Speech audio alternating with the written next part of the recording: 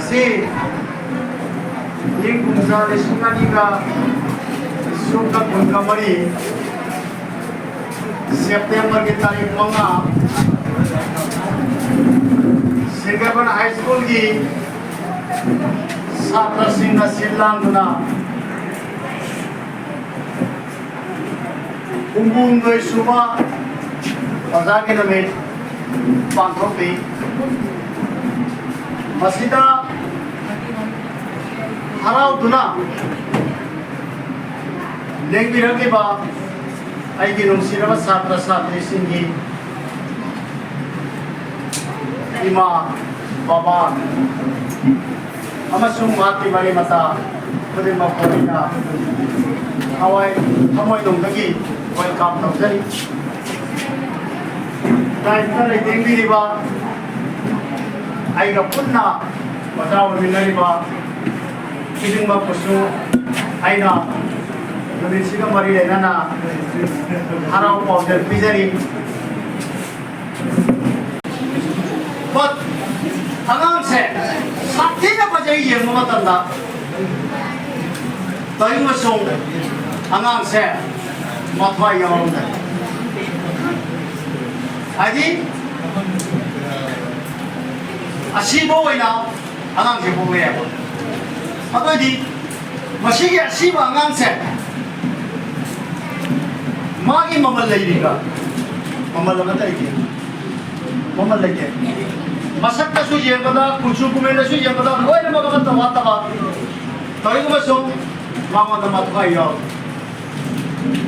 अदुना मतवा याव तो बड़े बड़े बड़ेगा अतुक फजबा अतुक इना केरा कुन्बा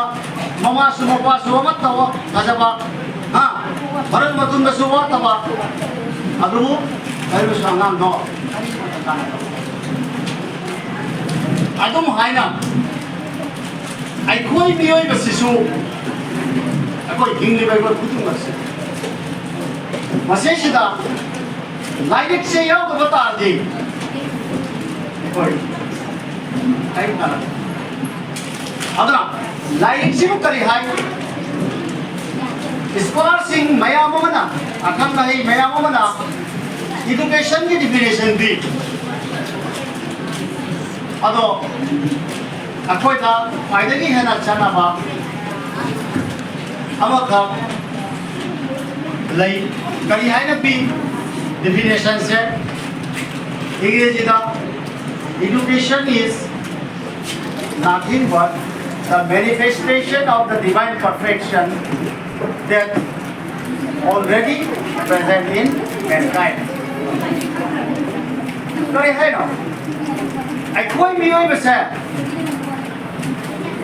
अखोई मियोई बस इधर पोलक को मतंगा ताइबंग मपुना के दौरी कुन्नमा का खापे आइवन तैयार का कुन्से पता आता ही हम भी बस का मारा दे मपुई तैयार ही दिसू अखोई जाओ दे हाइडी अमका करियो ताइबंग सीमा पूरा खुशियन सीमा मपुंग फार अभी ना मत के दौरी ये किसी मत के ना कुन्नमा मामले एक्स्ट्रा ऑर्डिनरी होई ना हाई वो कुन्से मसी कोई कोई ना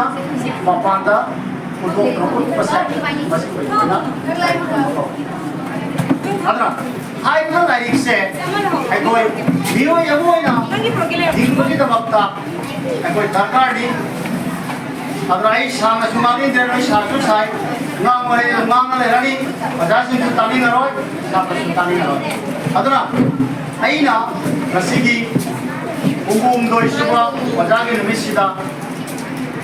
nasi babam sida tillima satra satri kudingma amasung ungangsi amasung anak padariba akol kadariba satra sang atoi naha kudingma se kalino magi laizari ba kundo madu puthokra putipangamba atoi shikha education madu angwa ngamu pila bisanu ai bo ko sa thamjaraga ai jara pawam matang sida losinjare amo kana mayam thagasari